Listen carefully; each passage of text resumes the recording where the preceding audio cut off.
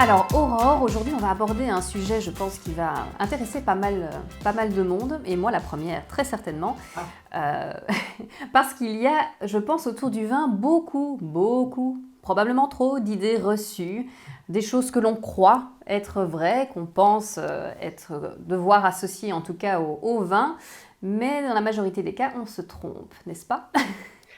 c'est vrai, j'entends très souvent autour de moi des idées préconçues, des idées un peu fausses que l'on a sur le vin.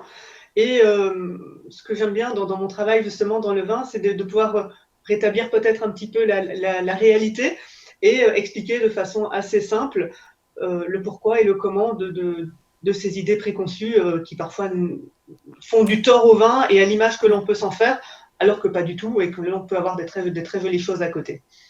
Effectivement. Il y en a de trop de toute façon, mais Oui.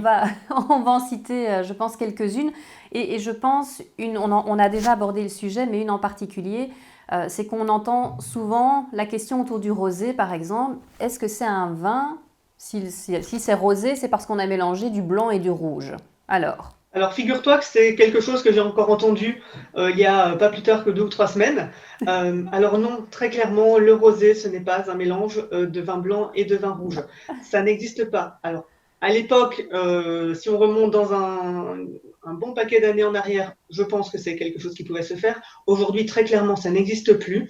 Le vin rosé, il est fait à partir de raisins noirs. Les raisins noirs qui ont la peau, le jus clair à l'intérieur est clair et c'est la macération du jus avec les peaux qui va pouvoir donner une petite extraction colorante. Mais on ne mélange pas du blanc et du rouge, c'est terminé. Il y a toutefois une exception, Céline, Oui. laquelle? Pour les vins effervescents, peut-être? Le champagne. Le Alors, champagne, voilà. uniquement le champagne. Les autres vins Le champagne effervescents, type uniquement, oui. crément, des choses comme cela, Non plus. non. Mais le champagne, c'est la seule exception en France. Le champagne, on a 3 cépages pour l'élaborer. On va avoir du chardonnay, du pinot noir, du pinot meunier.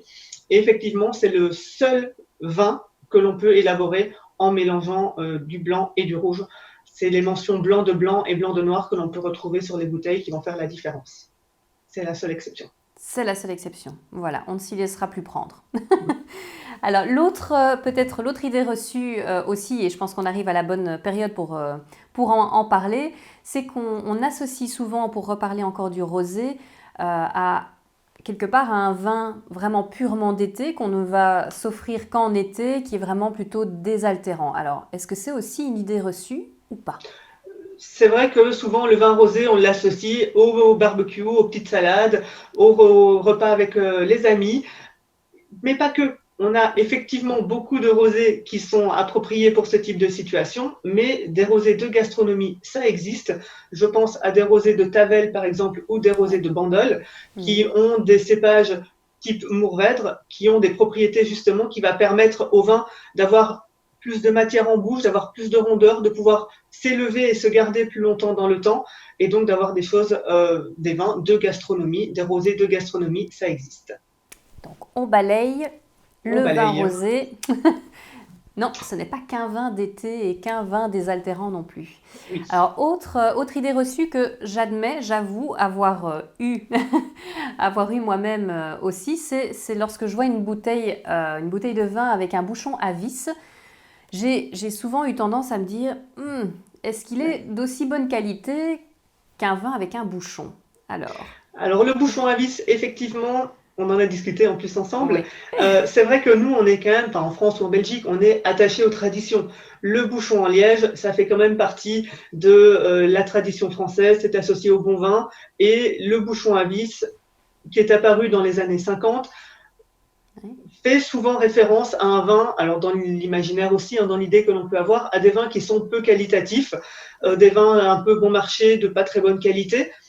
En revanche, aujourd'hui, les bouchons à vis, on les retrouve beaucoup dans le Nouveau Monde, dans les vins du Nouveau Monde, et je Ah pense oui, notamment à la Nouvelle-Zélande et à l'Afrique du Sud. oui, Si on va au supermarché, tu vois ces vins-là. Eux, par oui, contre, ne travaillent qu'avec que des comme bouchons à ça. vis, principalement. Donc, c'est vraiment un choix de leur part.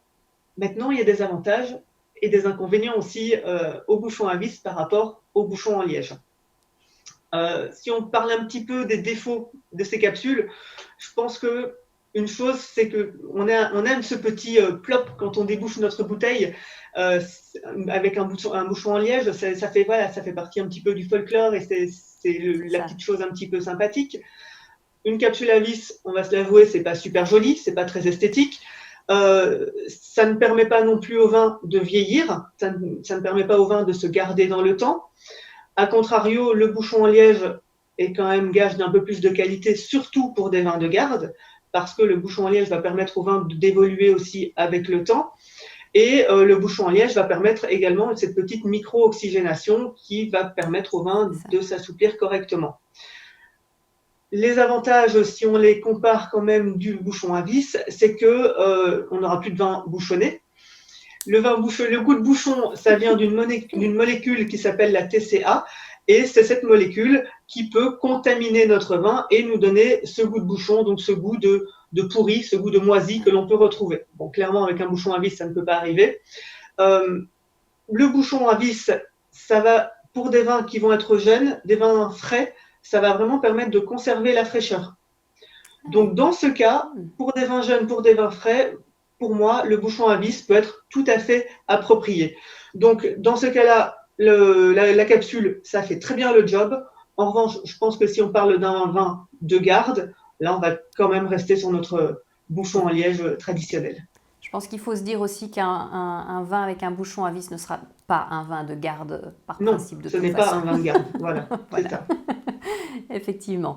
Bon ben voilà, maintenant on pourra choisir sans cette idée reçue justement un vin avec un bouchon à vis sans se demander s'il est bon ou pas bon. On saura qu'on peut avoir un vin de très bonne qualité malgré tout derrière. Alors une autre qu'on entend aussi quand même régulièrement, qui concerne plutôt le blanc ici dans nos idées reçues, c'est que le blanc donne mal à la tête. Oui, c'est ce qu'on dit souvent, le blanc voire le rosé donne souvent mal à la tête. La première cause dont on parle également, ce sont les sulfites. Oui. Alors effectivement, pourquoi plus le blanc, le rosé que le rouge? C'est que pour élaborer du vin rouge, on met toutes nos baies de raisin entières à macérer dans la cuve. Nos baies de raisin étant entières, elles ont la peau, et cette peau va permettre de les protéger. En revanche, pour élaborer du blanc ou du rosé, les raisins sont directement pressés, ce qui veut dire qu'en cuve, nous n'avons que du jus de raisin. Et ce jus de raisin, forcément, est un peu plus exposé au risque et au risque de contamination du vin. Donc, dans ce cas, le fait de pouvoir rajouter des sulfites, en petite quantité bien évidemment, va tout de même avoir un effet bénéfique sur notre vin. Les sulfites vont permettre de protéger le vin, de le stabiliser et vont surtout le protéger de l'oxydation. Tout est une question de dosage, bien évidemment. Si on se tourne vers des labels type bio ou biodynamie, la quantité de sulfite apportée au vin est limitée. Il y a des cahiers des charges, on ne fait pas ce qu'on veut, on ne met pas n'importe quelle quantité. Donc, les vins blancs donnent mal à la tête, pas forcément. On peut avoir des vins blancs qui vont être très très bien élaborés. Si notre vin il est bien fait, si de la vigne jusqu'à la mise en bouteille, le process est propre, sain, on n'aura pas besoin de mettre beaucoup de sulfite et donc on n'aura pas mal à la tête. Non. Allez, on balaye. Encore une qu'on balaye. Voilà, on oublie. On oublie ça.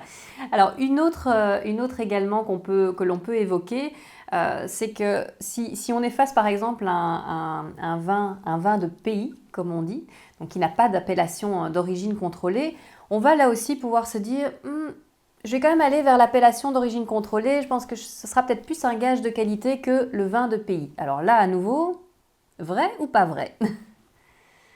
Vrai et pas vrai. Les appellations d'origine contrôlée, effectivement, alors les appellations d'origine contrôlée, ça existe depuis 1936. Aujourd'hui, en France, on en compte plus de 300 et il y a tout de même eu un gros essor et une grosse multiplication des appellations d'origine contrôlée au cours des 20 dernières années. Suivre une appellation d'origine contrôlée, il y a un cahier des charges, c'est tout de même un gage de qualité, c'est le reflet d'un terroir bien déterminé, ça va concerner une zone géographique déterminée, on va avoir des rendements qui vont être contrôlés, on ne fera pas n'importe quoi, les cépages vont être contrôlés aussi.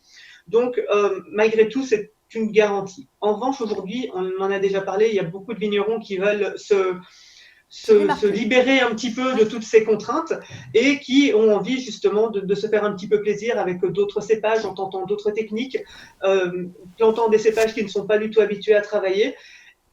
Et ces vignerons-là, il faut leur faire confiance. Pour retrouver ce type de vin, en revanche, on va se tourner vers des vignerons indépendants. On peut travailler également vers des vignerons qui vont travailler toujours en biodynamie et vin nature avec des labels bio aussi. Mais voilà, on peut avoir des très très bonnes petites choses et des jolies pépites. L'idéal étant de se faire conseiller par son caviste, par exemple, mais on peut avoir des très jolies choses à des prix tout à fait corrects. Oui, et je pense qu'on en a déjà dégusté quelques-uns qui font partie de cette catégorie justement où on Ouais. voit qu'il y a un réel projet, un réel challenge derrière aussi à créer voilà, quelque chose qui sort un petit peu du lot, quelque chose de plus innovant. Voilà. Donc je pense que ça vaut la peine aussi de se tourner vers ce genre de vin et de découvrir un petit Oui, peu ce que c'est ça ça. cache, clairement. Alors pour terminer, une idée reçue voilà, je pense que l'on a tous, à peu de choses près, ou qu'on a tous eu à un moment donné, c'est de se dire qu'il faut payer un certain prix pour avoir un bon vin et qu'un vin qui semble moins cher va probablement être moins bon. Alors là, à nouveau, Aurore, qu'en penses-tu? Bah, j'ai envie de dire non, pas forcément. Pas forcément, c'est pas parce que l'on va mettre 30 € dans une bouteille que l'on aura un vin d'exception. Et puis, on peut peut-être Non. mettre 30 € dans une bouteille, mais c'est pas pour autant que le vin va nous plaire aussi. Donc là aussi, il y a un juste milieu à trouver. On n'est pas obligé de mettre des prix exorbitants pour avoir un bon vin. De fait, des vins qui vont être un petit peu plus, je pense à des rouges, des vins qui vont être un tarif un petit peu plus élevé, seront peut-être des vins plus de garde, avec plus de complexité, des vins que l'on va garder plus longtemps dans le temps et pas des vins à boire là, maintenant, tout de suite. Maintenant, il existe aussi en France autre chose, mais des petites appellations. On a vu le cas en Belgique aussi. En Belgique, on n'a Oui, pas d'appellation, mais on a eu des choses absolument sublimes à déguster. oui, En France, je pense aussi que on a beaucoup d'a priori et on se tourne plus facilement vers des appellations que l'on connaît, type, je pense à la vallée du Rhône. Si on prend forcément un Châteauneuf-du-Pape, un Vaqueras, un Gigondas, effectivement, on va avoir des prix qui vont être un peu plus excessifs. Si maintenant, toujours dans la vallée du Rhône, on se tourne vers des petites appellations type Plan de Dieu, Kéran, ou Plan de Dieu au Kéran, par exemple, là on est vraiment sur deux petites appellations. Ils font un Côte-du-Rhône ultra qualitatif, c'est beaucoup moins connu, c'est beaucoup moins cher, mais qu'est-ce que c'est bon. voilà. Donc non, à nouveau, on Donc non, balaye et on n'hésite pas à goûter un vin qui nous semble voilà, un petit peu plus démocratique, on voilà, va dire. Ça ne veut pas dire qu'il ne sera pas bon, que du contraire. Merci c'est ça. beaucoup Aurore d'avoir, je pense, balayé tout ça d'un revers de la main. Voilà, donc plus d'idées reçues en ce qui nous concerne. Merci beaucoup en tout cas pour cet échange. Merci Aurore. Merci Céline.